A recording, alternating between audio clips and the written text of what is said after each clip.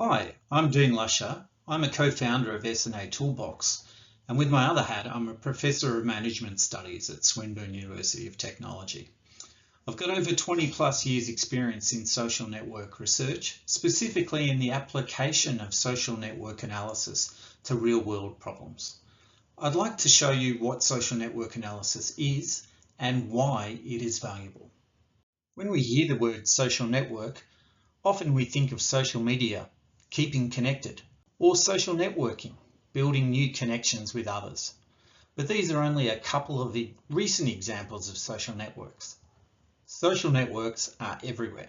Friendships in a classroom, trust amongst players in a sports team, project collaborations between organisations. All these relationships can be represented as social networks. In workplaces, we are aware of the formal relationships to indicate who reports to whom, the org chart. But there are also informal relationships, networks of communication, of trust and advice that are often hidden or hard to see, but determine how work really gets done. How do we uncover and understand these networks? We use social network analysis, or SNA as it's called, an analytical framework for mapping and interpreting social networks. SNA represents people as dots and their connections as lines. Together, these form a network we can analyse. SNA identifies important network features and gives you a bird's eye view of your network and how people connect. Who is the last to know about work-related issues? Which co-workers work tightly, close together? Who's an informal leader? Who are the disconnected? Who's a critical connector within your network? Are the formal leaders integrated within this network? And are certain groups isolated from the rest in their own social ghetto? An SNA approach can help us answer such questions as, what sort of organisation do you have? But also, what sort of organisation do you want? For example, is your organisation siloed or connected?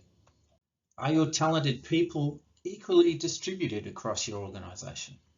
Who are the critical connectors that keep your organisation connected? And what would you do if you lost them?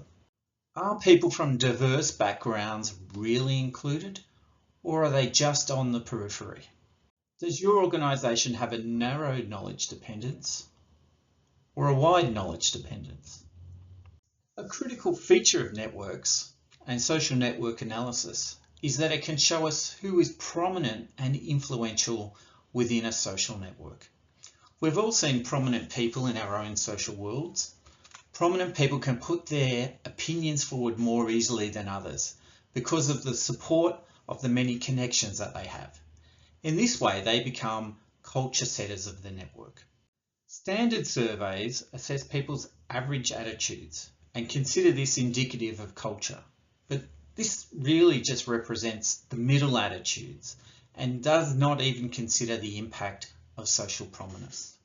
SNA, on the other hand, provides vital data about social prominence, giving you a more realistic and accurate insight into who is driving the culture of your organisation and what those attitudes are.